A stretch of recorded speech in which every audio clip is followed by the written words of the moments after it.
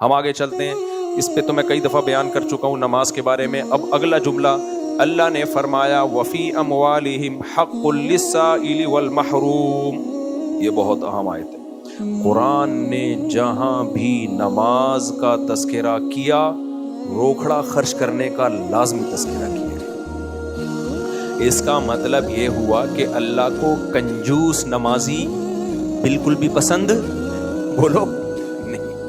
کچھ لوگ صوفی ہوتے ہیں ہر وقت کھڑے ہوئے. جب آپ ان کے پاس آؤ, مفتی صاحب گھر میں پروگرام چل رہی ہے, میں مفتی صاحب کیوں بولوں, میرے پاس تھوڑی, کیونکہ میرے پاس جب آتے ہیں مفتی صاحب ہی کہہ رہے ہوتے ہیں آپ کے پاس آئے, اپنے آپ کو میں کیوں بدنام کروں بھائی. آپ کے پاس ہے غفار بھائی ہے, بیچارے ہر جگہ بدنام ہو رہے ہیں. وسیم بھائی بھی بدنام, بہت سی جگہ میں نے ان کی تعریف بھی کی ہے وسیم کی. وسیم کے پاس آئے, وسیم بھائی بہت گھر میں پرابلم چل رہی ہے. وسیم بھائی کروڑ پتی ہیں, کو تھوڑا سا تعاون ہو جائے. وسیم کو پتہ بھی چل گیا بیچارہ غریب ہے, مسکین ہے, رشتہ دار ہے, تعاون کرنا چاہیے. لیکن وسیم بھائی 2 رکعت صلاۃ الحاجت کی نیت باندھ لیتے ہیں کہ تیرے لیے میں گڑ گڑا کے آج رات انشاءاللہ دعا کروں.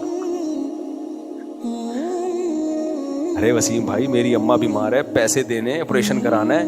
دیکھو اللہ نے کہا استعینوا بالصبر والصلاۃ, مدد مانگو کس سے؟ نماز سے. تو میں نماز پڑھ رہا ہوں. تو اللہ کو پتا تھا کہ اس ٹائپ کے نمازی بھی مارکیٹ میں آئیں گے.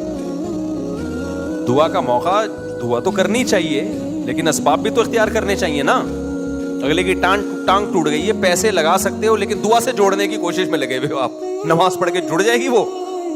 ہمارے حضرت واقعہ سنایا کرتے تھے نا, ایک آدمی کا کتا مر رہا تھا, یہ رو رہا تھا, بہت زیادہ رو رہا تھا.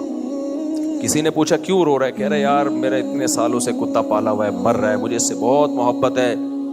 کہا کہ کیوں مر رہا ہے؟ اس نے کہا بھائی بھوک سے مر رہا ہے. اس نے کہا یہ روٹیوں کا ٹوکڑا ہے نا, اس کو کھلا دے روٹی. کہتا ہے یار روٹی پہ پیسے خرچ ہوئے, روٹی پہ پیسے خرچ ہوئے اور آنسو فری کے. تو ایسے ایسے لوگ ہیں دنیا میں, روکھڑا نکلتا ہی نہیں کم بختوں کی جیب سے. نہ ماں باپ کے لیے نکلے گا, نہ بہن بھائیوں کے لیے. بیوی پہ بڑے کنجوس ہوتے ہیں, بیوی کو نہیں کھلا رہے ہوتے, ایسے گن گن کے ہر وقت رکھا ہوتا ہے انہوں نے پیسہ. نہ بھائیوں پہ خرچ, نہ بہنوں پہ خرچ. اور جو بڑے دل کے ہوتے ہیں نا, غریب ہو کے بھی خرچ کر رہا ہوتا ہے وہ, غریب ہو کے بھی. دیکھو خرچ کرنے کا حکم صرف امیر کو نہیں ہے, یہ دماغ سے نکال دو, غریب کو بھی ہے. غریب, اور اب غریب خرچ کیسے کرے گا؟ حدیث میں بہت آسان ہے. فرمایا اتقوا النار ولو بشق تمرۃ, نار ولو بشق تمرۃ, جہنم کی آگ سے اپنے آپ کو بچاؤ, کچھ نہیں تو آدھا کھجور صدقہ کر دو. یار کھجور ایک کو بھی نہیں, آپ نے فرمایا 2 حصوں میں ڈیوائڈ کرو, آدھا کیا کر دو. یہ اس لیے نبی نے فرمایا کہ اس سے زیادہ غریب کون ہوتا ہے دنیا میں. تو غریب کروڑوں نہ خرچ کرے نا, تھوڑا کر دے بھائی, 5 روپے دے دے. تو یہ اس لیے نہیں ہے کہ انسانیت کو فائدہ پہنچانے کے لیے, وہ بھی ہے. اصل صدقہ خیرات کا حکم اس لیے ہے کہ اللہ دیکھنا چاہتا ہے کہ مجھ سے محبت میں مالی قربانی دینے کے لیے تیار ہوتے ہو یا نہیں ہوتے ہو. ہم سمجھ رہے تھے غربت کے خاتمے کے لیے اللہ نے زکوٰۃ کا حکم دیا, وہ بھی ہے. غربت بھی ختم ہوتی ہے, غریبوں کو فائدہ بھی ہوتا ہے, غریب بھی اللہ ہی کے بندے ہیں. لیکن اسلام میں صدقہ اور خیرات کا اصل فلسفہ یہ بولو نہیں ہے. اصل یہ کہ اللہ کو خوش کرنے کے لیے, جیسے لوگ آپ کو کسی سے محبت ہو جائے تو وہ کہتا ہے نا کہ یار قربانی دو میرے لیے, یہ تو قربانی ہے, چاہے اس کو ضرورت ہو یا نہ ہو, قربانی دینی ہے آپ نے. کہ اللہ کہتے ہیں اس کے دل میں اللہ کی محبت زیادہ ہے یا دولت کی محبت زیادہ ہے؟ ورنہ آدھی کھجور سے کیا فائدہ ہوگا یار کسی کو. کیا خیال ہے بھائی؟ آدھی, یہ تو میری گھڑی بھی خراب ہوئی بھی ہے, یہ اس کو سیل ڈلوانے کے لیے نا یہ بھی رکھ لیں تاکہ 28 ہو گئے. تو اللہ تعالیٰ نے جو حکم دیا ہے نا صدقات و خیرات کا, یہ آیت کا پہلے میں ترجمہ کر لوں. اللہ فرماتے ہیں یہ نماز بھی پابندی سے پڑھتے ہیں. وفی اموالہم حق للسائل والمحروم, ان کے مالوں میں مانگنے والوں کا اور جو نہیں مانگتے لیکن مستحق ہیں ان دونوں کا حق ہے. مانگنے والوں سے مراد جو مستحقین ہیں, پیشہ ور بھکاری جن کا پیشہ ہی یہی ہے, 2 نمبریوں کے ذریعے وہ کماتے رہتے ہیں, وہ اس میں داخل نہیں ہیں. مستحق جو واقعی مستحق ہوں. تو جو واقعی غریب ہوتے ہیں ان کی دو قسمیں ہوتی ہیں. کچھ تو سفید پوش ہوتے ہیں, وہ کہتے ہیں بھوکے مر جائیں گے, کبھی کسی کے سامنے ہاتھ نہیں پھیلائیں گے. اور کچھ ایسے ہوتے ہیں جن میں اس لیول کا توکل نہیں ہوتا, وہ اپنی حاجت ظاہر کر دیتے ہیں. بھائی بڑا مسئلہ ہے ہمارے ساتھ یار, یہ پرابلم چل رہی ہے. تو وہ کون لوگ ہیں جو اپنی حاجت ظاہر کر سکتے ہیں؟ ان کے بارے میں اصول یہ ہے کہ جس کے پاس 2 ٹائم کا کھانا ہو, چاہے بالفعل ہو یا بالقوہ. بالقوہ کا مطلب ہے نہیں لیکن اتنی طاقت ہے, کما سکتا ہے. کھیتی ہاتھ میں, اس کو پتہ ہے آج دہاڑی لگ جائے گی میری, اس کے لیے بھی شریعت میں مانگنا جائز نہیں ہے. اگر آپ کے پاس رہائش کا انتظام ہے اور 2 ٹائم کے کھانے کا آج کا انتظام ہے, کل کا نہیں ہے, کوئی بات نہیں, کل کا کل دیکھا جائے گا. آج کا بھی 2 ٹائم کا نہیں ہے اور کوئی بڑی بیماری بھی نہیں ہے. بعض دفعہ کھانے کا انتظام تو ہوتا ہے لیکن کوئی ایسی خطرناک بیماری ہوتی ہے اس کے علاج کے پیسے نہیں ہوتے آپ کے پاس, وہ بھی مجبوری ہے. تو یہ 3 مجبوریاں اگر آپ کے پاس نہیں ہیں تو شریعت میں آپ کے لیے لوگوں کے سامنے ہاتھ پھیلانا حرام, بہت برا عمل ہے یہ. نبی نے فرمایا جو بھکاری ہے قیامت کے دن ان کے چہرے پہ گوشت نہیں ہوگا, کیونکہ چہرے سے انسان کا حسن ہے. انہوں نے اپنے آپ کو مخلوق کے سامنے ذلیل کیا, اللہ اس ذلت کو دنیا کے سامنے لے آئے گا ان کے چہرے کا گوشت اتار کے, ڈھانچہ بنے ہوئے ہوں گے یہ. تو اس لیے بلا ضرورت شدیدہ اسلام میں مانگنا حرام ہے, کبیرہ گناہ ہے, ہلکا جرم نہیں ہے یہ, کیونکہ اللہ کو کسی اور کے سامنے ہاتھ پھیلانے کے پاس گھر کے. لیکن آپ کو پتہ ہے میری جاب ہے یار, ابھی میں نے نکاح کو ڈیلے کر دیا, 2 مہینے بعد رشتہ ہی ہاتھ سے نہ نکل جائے. تو مجھے پتہ ہے 2 مہینے میں میری سیلری آئے گی, میں دے دوں گا. تو اپنے کسی قریبی دوست سے آپ نے قرضہ مانگ لیا, یہ جائز ہے. یہ تو لوگ کر رہے ہوتے ہیں, یار تو پیسے دے دے کل میں دے دوں گا, میرے اکاؤنٹ میں پرسوں آئیں گے. اس کو بھیک مانگنا نہیں کہتے, یہ آپس میں تعاون ہے. اس میں تعلیم کے لیے بھی لیا جا سکتا ہے, بھائی میں نے بچے کو باہر بھیجنا ہے اور اس کی اتنی فیس آ رہی ہے, اتنا خرچہ آ رہا ہے اس کے اوپر, تو ابھی فی الحال میرے پاس نہیں ہے لیکن میں پلاٹ بیچنے میں لگا ہوا ہے, بیچ دوں گا. تو پلاٹ جیسے ہی بکے گا تو میں آپ کی پیمنٹ ادا کر دوں گا, ہے میرے پاس پیسے. یعنی اس کو پتہ ہے کہ اور بک بھی جائے گا, لیکن اگر اس پلاٹ کی وجہ سے ہم نے ڈیلے کیا تو یہ ایڈمیشن 1 سال ضائع ہو جائے گا. تو ایسی صورت میں مانگنا جائز ہے. لیکن یہ بھی کس سے؟ ان لوگوں سے جن سے بے تکلفی ہو, جن سے مانگنے میں انسان کو ذلت محسوس نہ ہو. اب آپ کہو کہ ہمیں تو کسی سے مانگنے میں بھی ذلت نہیں ہوتی, تو اس میں ایک شرط ہے کہ عزت دار آدمی کو مانگتے ہوئے ذلت محسوس نہ ہو, یعنی جس کی عزت ہو اس کو محسوس نہ ہو. کیونکہ بہت سو کو تو کچھ محسوس ہوتا ہی نہیں ہے, ان کی بات نہیں ہو رہی, ان کے لیے تو ویسے ہی ناجائز ہے. بعض دفعہ آدمی اس کی اتنی بے تکلفی ہوتی ہے نا, چماٹ مار کے بھی مانگ لے. جیسے ہوٹلوں میں دوست کھانا کھاتے ہیں, ابے تو نکال پیسے یار کل میں دے دوں گا, تو یہ دوستی یاری ہے, اس میں اس کو بھیک نہیں کہتے. ابے دے یار تو اپنے اکاؤنٹ سے پیسے ڈال دے یار, میں 1 مہینے بعد دے دوں گا. تو وہ بے تکلف, اس کو آپ کو پتہ ہے وہ بھی مانگ لے گا مجھ سے. آج آپ نے اس کو بولا یار تو پے کر, تو کل آپ پے کر دو گے. وہ تو اس کو مانگنا نہیں کہتے, اس کو بھیک نہیں کہتے. یہ بے تکلفی میں سب کچھ ہوتا ہے, یہ جائز ہے. یہ تو سب صحابہ کے دور میں بھی ہوتا تھا. مانگنے کا مطلب کیا ہے؟ آپ کو محسوس ہو رہا ہو کہ میں اپنی عزت کو کیا کر رہا ہوں, گرا رہا ہوں. یہ حرام ہے, ناجائز ہے. تو یہ صرف اس صورت میں جائز ہے کہ جب آپ کے پاس 2 ٹائم کا کھانا بھی نہیں ہے, کیونکہ یا تو عزت بچا لو یا پیٹ بچا لو.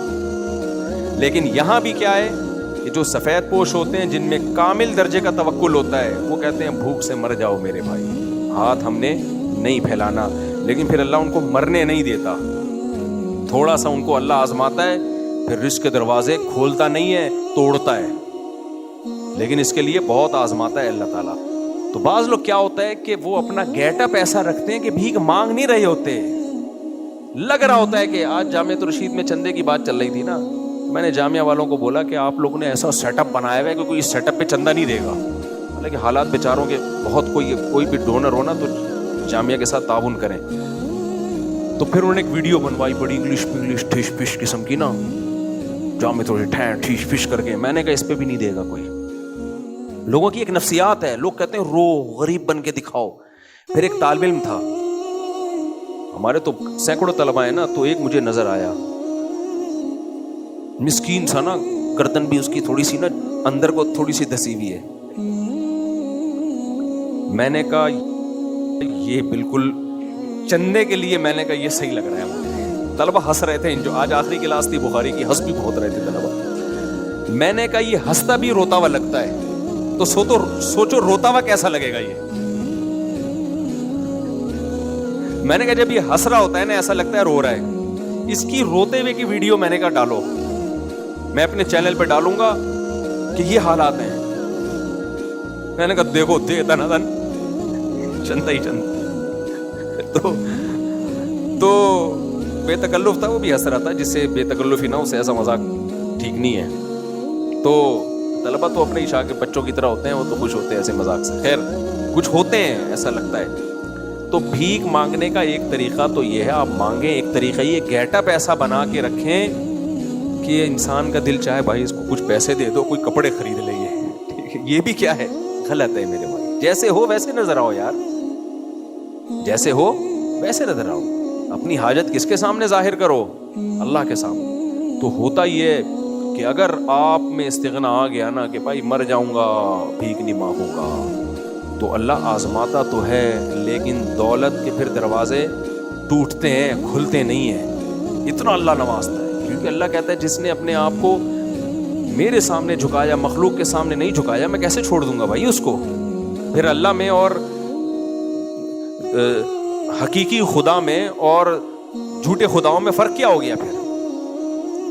تو اس لیے سائل کا مطلب سمجھیں, سائل جو واقعی مستحق ہو. لیکن ہر ایک میں بہرحال یہ توکل نہیں ہوتا. اس لیے کوئی اگر واقعی غربت میں مانگ رہا ہے تو اس کو برا بلا نہیں کہنا چاہیے. بھائی ہم بھی بیٹھ کے باتیں کر رہے ہیں نا یہاں پہ, اللہ نہ کرے ہم پر ایسے حالات آ گئے 2 وقت کی روٹی نہیں, تو ہمارا توکل کیا ہوگا. یہ تو کہنا آسان ہے, اس وقت انسان پہ کیا گزرتی ہے. اللہ ہم سب کو بچا کے رکھے. تو اس لیے اگر کوئی واقعی ضرورت مند ہے اور مانگ رہا ہے تو اس کو برا بلا نہ کہیں. ایک قاری صاحب تھے بیچارے, بہت غریب تھے, بڑے حالات خراب ہو گئے, تو انہوں نے کسی کے سامنے اپنی حاجت ظاہر کی. دوسرے نے کہا دیکھو یہ کیسے مانگ رہا ہے. میں نے کہا یار ہمیں نہیں پتا اس کے گھر کے حالات کیا ہیں, اور ہر ایک کا توکل اس لیول کا نہیں ہوتا صحابہ اور بزرگوں کے لیول کا. تو نارمل جیسے لوگ ہیں ان کو تبھی تو اللہ نے کہا مانگنے والوں کا بھی حق ہے. تو ہر شخص کے, ویسے قاری لوگوں کو اکثر میں نے کبھی دیکھا نہیں ہے مانگتے ہوئے. یہ مولوی لوگ, قاری لوگ پیڑ بھرے ہوئے ہوتے ہیں, اللہ نے ایسا ان کو رزق دیا ہوتا ہے. کبھی بے روزگاری کی وجہ سے کوئی لٹکتا بھی نہیں دیکھا میں نے. بات کو جلدی سے ختم کرتا ہوں. تو اللہ فرماتے ہیں کنجوس نمازی اللہ کو پسند نہیں ہے, ان کے مال میں حق ہے. یہ حق کا لفظ کتنا پاورفل ہے, رائٹ ہے, ان کا حق ہے. کس کا؟